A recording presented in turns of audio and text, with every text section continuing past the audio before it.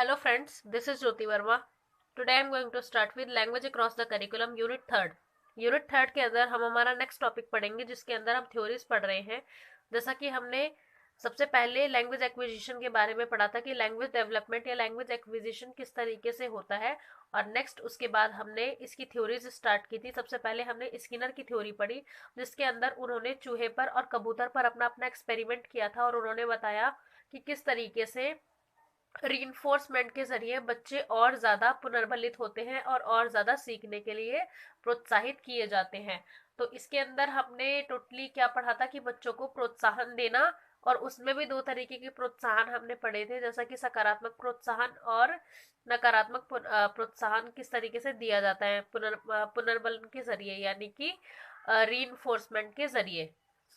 और आज हमारा नेक्स्ट टॉपिक है, नेक्स्ट थ्योरी है, जिसमें है बंडूरा का सामाजिक भाषा अधिग्रहण अधिगम सिद्धांत, यानी कि Bandura social learning language acquisition theory. तो ये एक्विजिशन लैंग्वेज एक्विजिशन की थ्योरी है जिसका टाइटल है सोशल लर्निंग, और ये किसकी थ्योरी है? बंडूरा की थ्योरी है।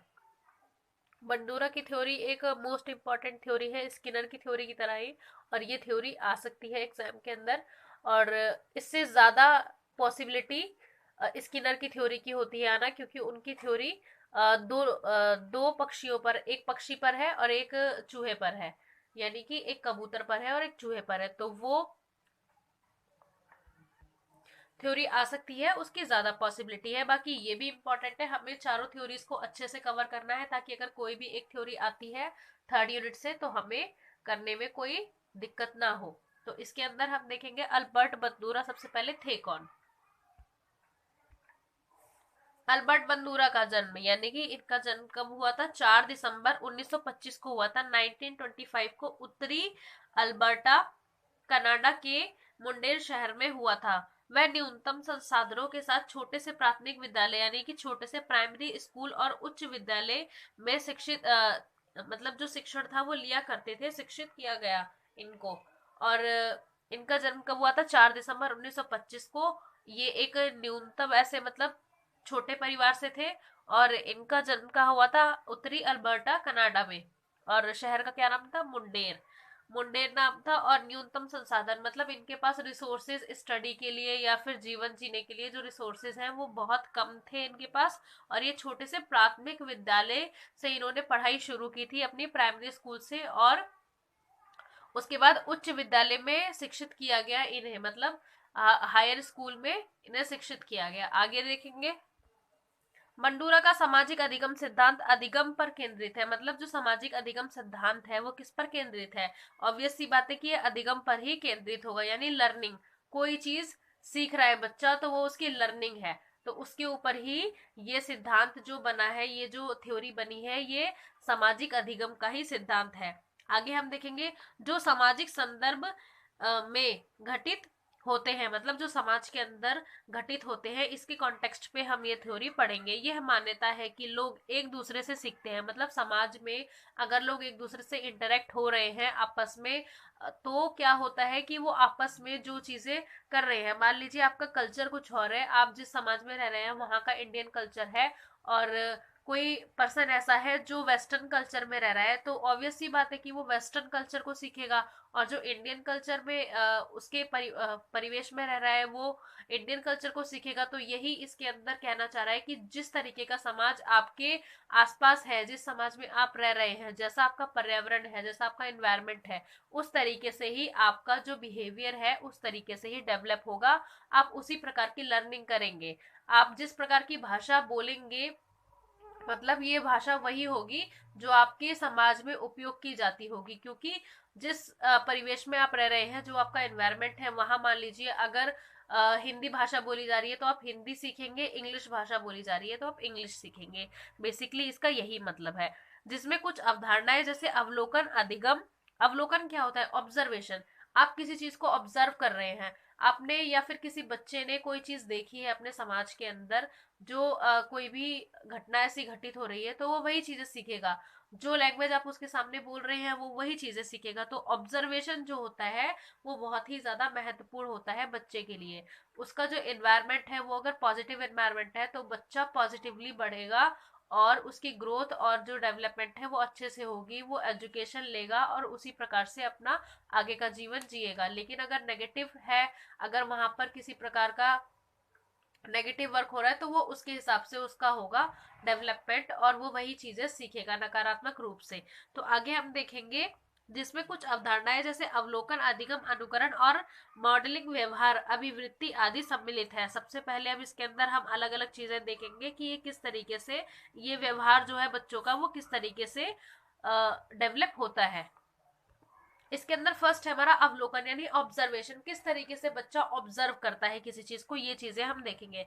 यह किसी व्यक्ति अथवा किसी वस्तु को विशेष रूप से कुछ सीखने हेतु ध्यानपूर्वक देखने की प्रक्रिया को संदर्भित करता है। अवलोकन किसे कहते हैं, ऑब्जर्वेशन किसे कहते हैं? अगर कोई व्यक्ति है या फिर कोई भी वस्तु, अगर वो किसी वस्तु को देख रहा है, कोई व्यक्ति है या वस्तु है, इसको विशेष रूप से कुछ सीखने हेतु ध्यानपूर्वक देखने की प्रक्रिया, मतलब कुछ आप देख रहे हैं ध्यानपूर्वक, आपके समाज में या आपके विद्यालय में या किसी भी ऐसी जगह पर जहां आप रह रहे हैं, वहां पर कोई भी ऐसी घटना हो रही है, कोई भी ऐसा कार्य हो रहा है, तो आप उसको अगर ध्यानपूर्वक देख रहे हैं, इसी प्रक्रिया को क्या कहते हैं? ऑब्जर्वेशन कहते हैं।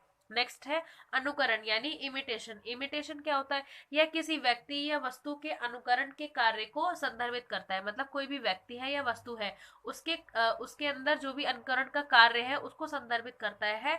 बालकों में दूसरों के कार्यों का अनुकरण करने की संभावना अधिक होती है, मतलब वो दूसरों के कामों को और ज्यादा अनुकरण कर सकता है और इसकी संभावना क्या होती है? अधिक होती है। मतलब ये ज्यादा पॉसिबल है कि वो दूसरों के काम को देखकर अनुकरण करना सीखे।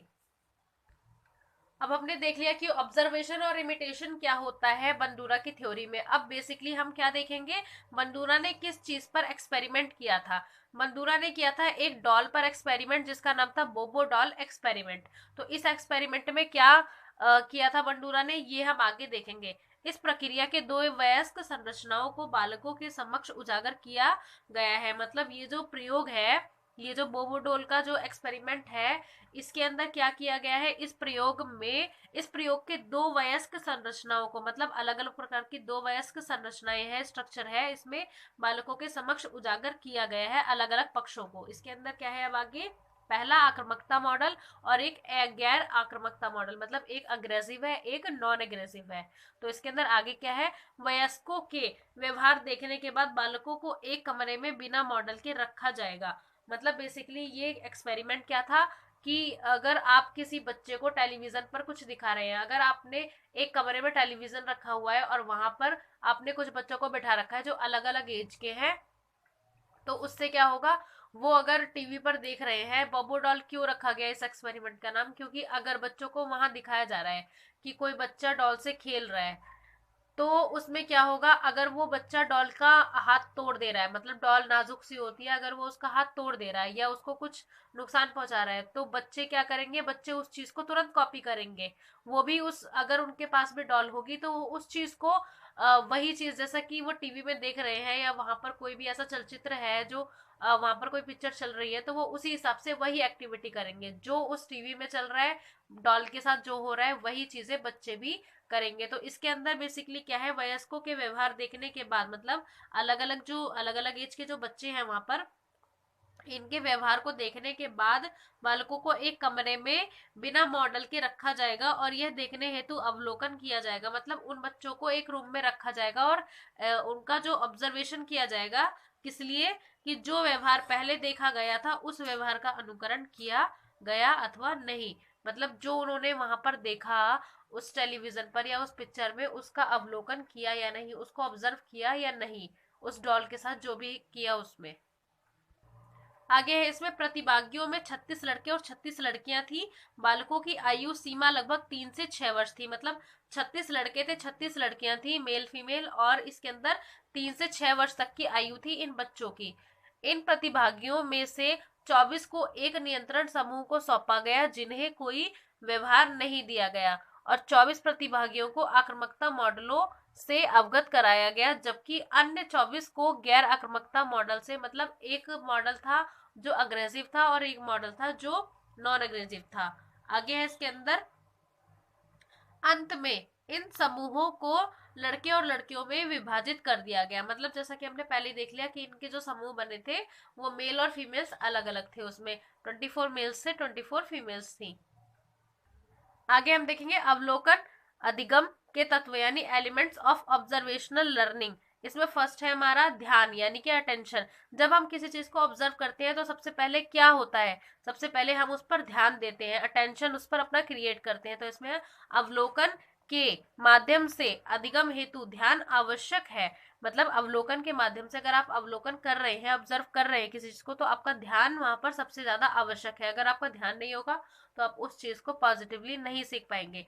शिक्षण में हम स्पष्ट प्रस्तुतियों और महत्वपूर्ण बिंदुओं पर प्रकाश डालने के माध्यम से छात्रों का ध्यान महत्वपूर्ण विशेषताओं की ओर सुनिश्चित करते हैं। नेक्स्ट हम देखेंगे हमारा सेकंड पॉइंट। इसके अंदर क्या है, प्रतिधारण यानी कि रिटेंशन। इसके अंदर क्या है, एक मॉडल के व्यवहार का अनुकरण करने हेतु हमें उसे याद रखना होगा। अगर हम किसी मॉडल को देख रहे हैं उसके व्यवहार का अनुकरण करने के लिए, तो हमें क्या करना पड़ेगा, उसे याद रखना होगा। प्रतिधारण जो होता है, प्रतिधारण में मानसिक पूर्वाभ्यास द्वारा या वास्तविक अभ्यास द्वारा सुधार किया जा सकता है। मतलब पहले उसका अभ्यास करें या फिर उसके बाद पहले से अभ्यास करके रखें या फिर वास्तविक रूप से अभ्यास करते रहें, तो इससे इसमें सुधार किया जा सकता है। नेक्स्ट हम देखेंगे इसमें थर्ड पॉइंट जिसमें है पुनर्उत्पादन यानी कि रिप्रोडक्शन। आगे है इसमें इसका डिटेल। एक बार हमें यह ज्ञात हो जाए कि व्यवहार किस प्रकार का होना चाहिए, मतलब उसे क्या दिखाया जा रहा है या व्यवहार किस प्रकार का होना चाहिए, एवं उसके तत्व अथवा चरण हमें स्मरण यानी याद हो, फिर भी इसका सरलता से प्रदर्शन नहीं कर सकते। अगर हमें याद हो कोई भी चीज, हमें कोई चीज दिखाई गई है, कोई एक्सपेरिमेंट, और हमें अगर वो याद है, फिर भी हम ऐसा हो सकता है कि उस चीज को सही ढंग से नहीं कर सकते। फोर्थ हम देखेंगे इसके अंदर अभिप्रेरणा और पुनर्बलन यानी कि जो मोटिवेशन है और रीइंफोर्समेंट है। हम किसी को मोटिवेट करें, उसको प्रेरित करें या फिर पुनर्बलन दें, शाबाशी दें। तो इसके अंदर है हम अवलोकन के माध्यम से एक नया कौशल या व्यवहार प्राप्त कर सकते हैं, लेकिन हम उस व्यवहार का प्रदर्शन तब तक नहीं कर सकते जब तक कि हमें ऐसा करने हेतु अभिप्रेरणा या प्रोत्साहन ना मिले, यानी कि हमें एनकरेज ना किया जाए या हमें मोटिवेट ना किया जाए, हम ऐसा तब तक नहीं कर सकते।